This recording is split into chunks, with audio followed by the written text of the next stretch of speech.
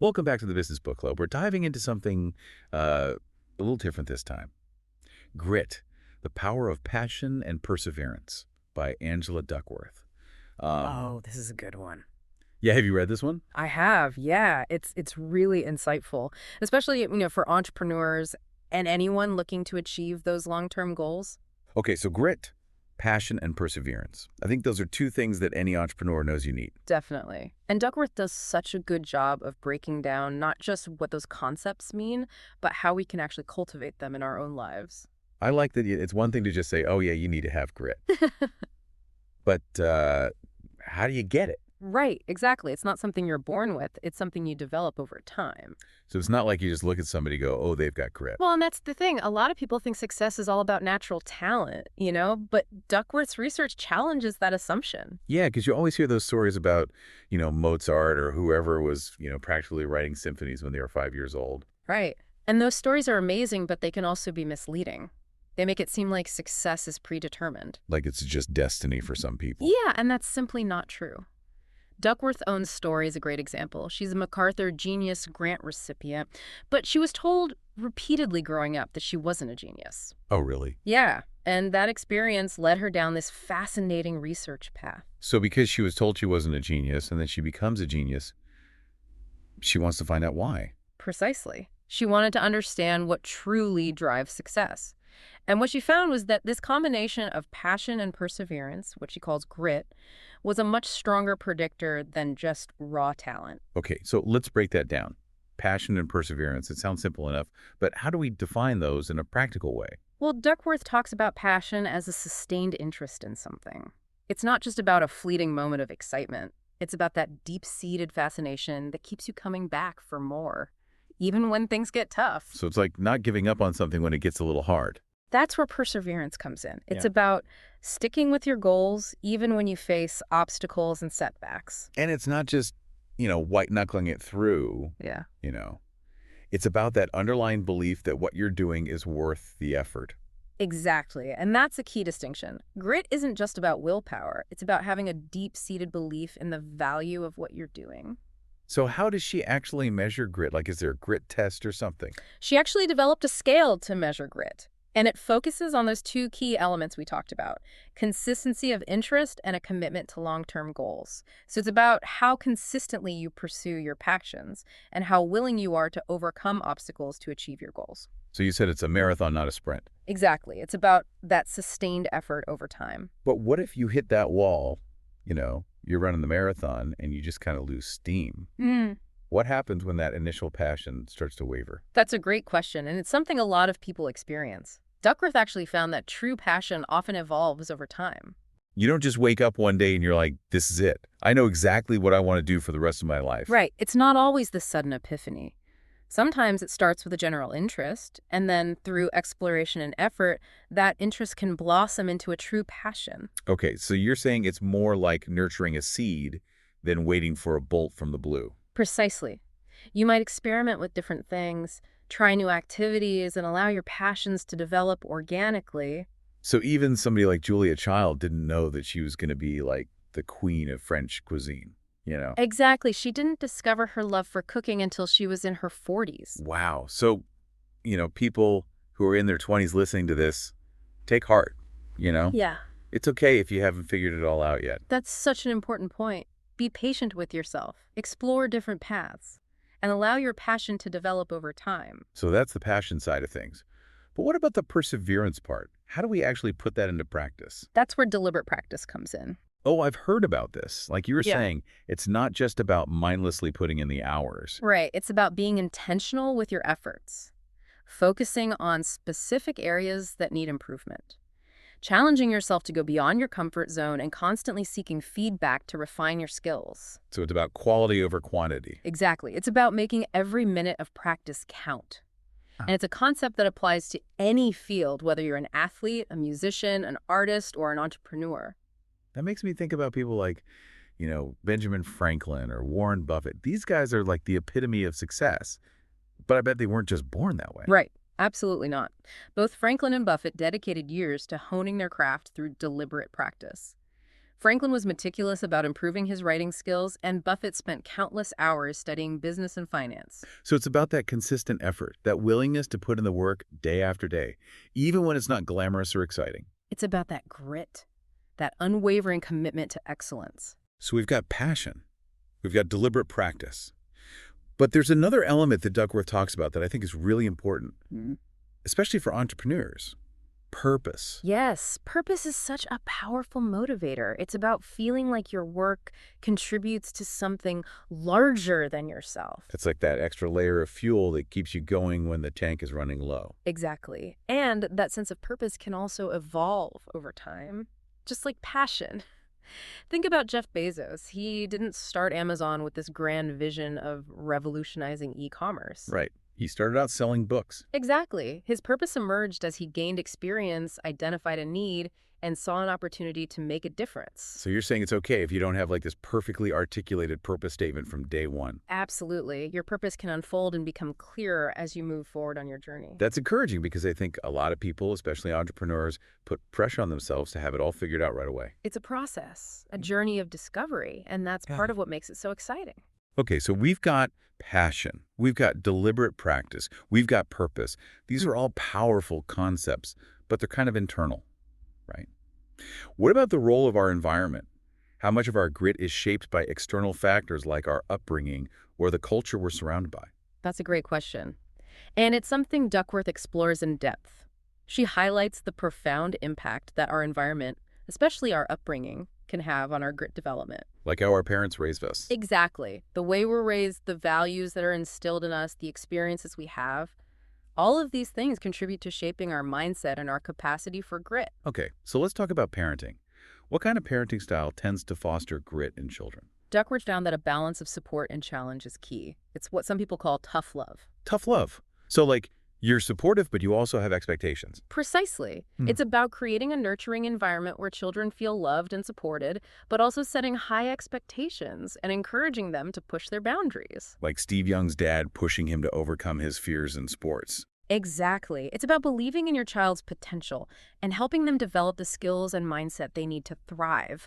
And these principles apply not just to parenting, but to mentorship and leadership as well. Right, so if you're a manager or a coach, you can apply these same principles to help your team develop grit. Absolutely. Creating a culture that supports both growth and challenge can be incredibly powerful. So speaking of culture, Duckworth also talks about how the broader societal and organizational cultures we're part of can influence our grit.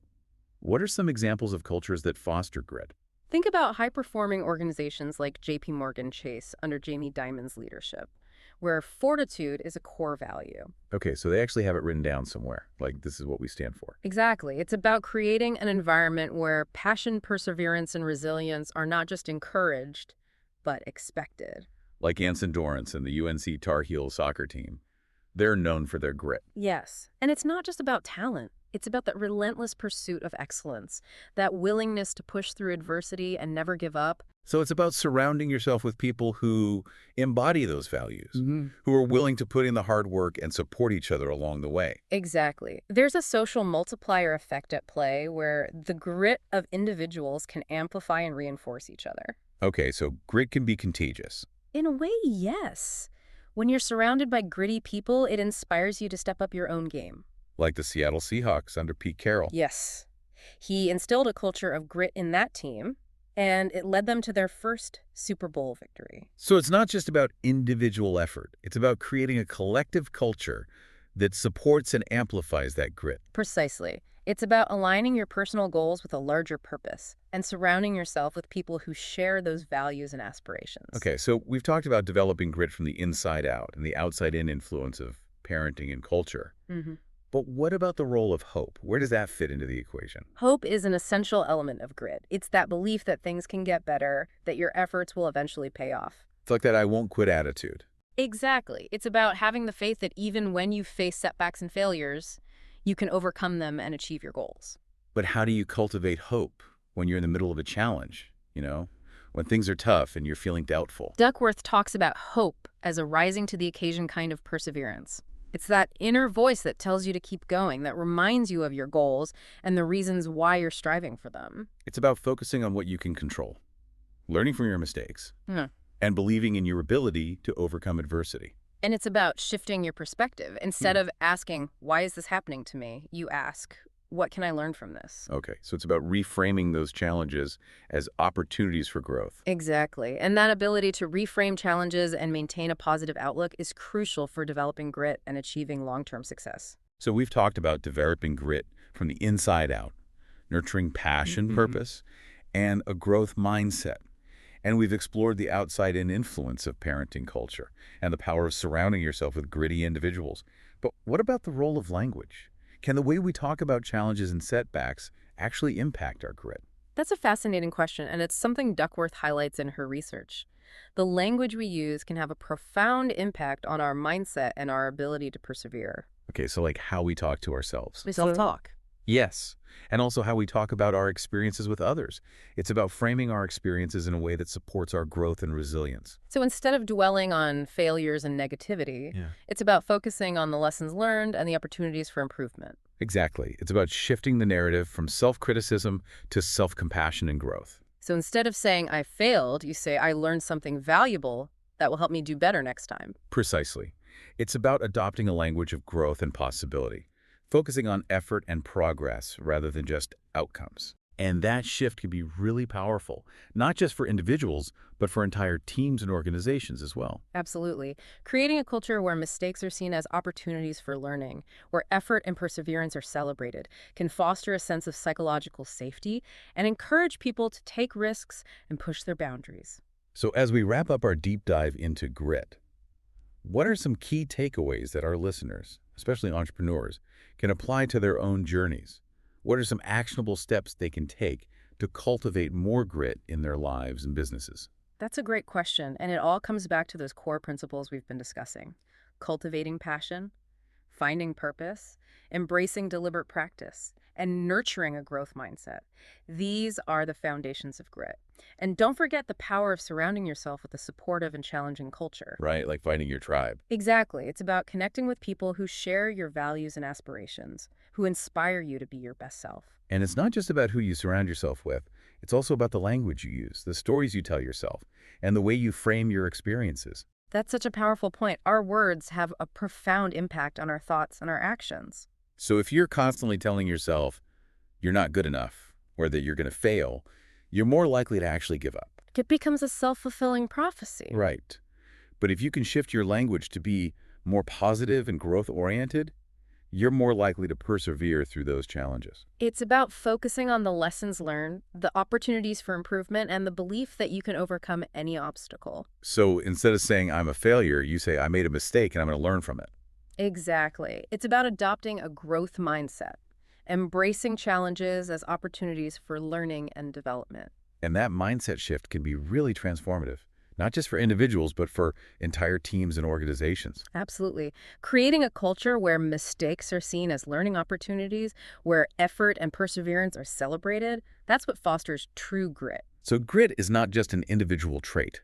It's something that can be cultivated and amplified through our environment, our relationships, and our language. It's about creating a positive feedback loop where our thoughts, our actions, and our surroundings all reinforce our commitment to our goals. And ultimately, it's about remembering that grit is a journey, not a destination.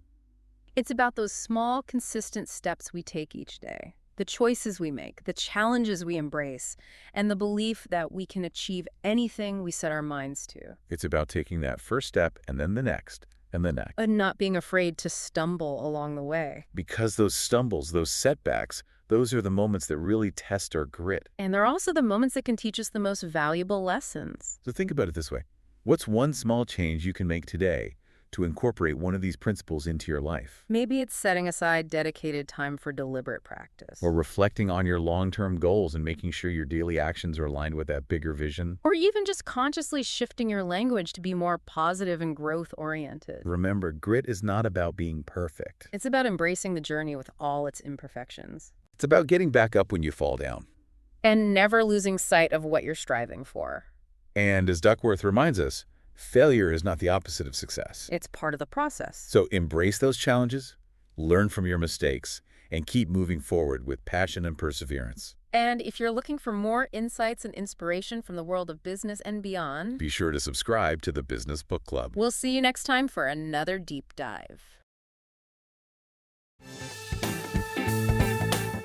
Now, that's a wrap for this episode of the Business Book Club.